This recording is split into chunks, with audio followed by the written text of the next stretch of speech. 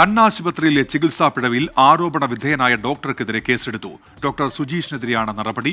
ഇടത് കണ്ണിന് നൽകേണ്ട ഇഞ്ചക്ഷൻ വലത് കണ്ണിൽ മാറി നൽകിയ സംഭവത്തിലാണ് അദ്ദേഹത്തെ അന്വേഷണ വിധേയമായി സസ്പെൻഡ് ചെയ്തത്. ചികിത്സാ പിഴവ് മെഡിക്കൽ കോളേജ് പ്രിൻസിപ്പൽ അന്വേഷിക്കും. MG പ്രതീഷ് ചേരുന്നുണ്ട് തിരുവനന്തപുരത്ത് നിന്ന് ഇപ്പോൾ വിവരങ്ങളുമായി. പ്രതീഷ്, എന്തൊക്കെയാണ് വിശദാംശങ്ങൾ?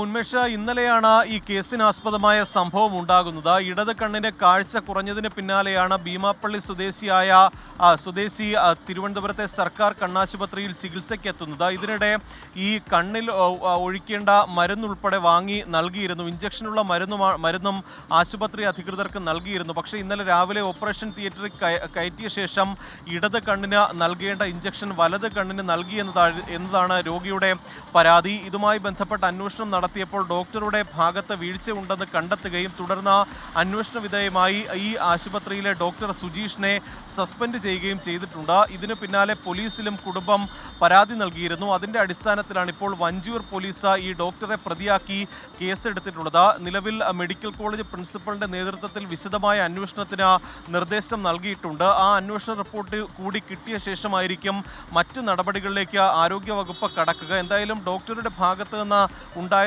ഗുരുതരമായ വീഴ്ചയാണ് എന്നതാണ് പ്രാഥമിക കണ്ടെത്തൽ. ഉന്മേഷ്, ശരി. MG പ്രതീഷാണ് തിരുവനന്തപുരത്ത് നിന്ന് വിവരങ്ങൾ നൽകിയത്.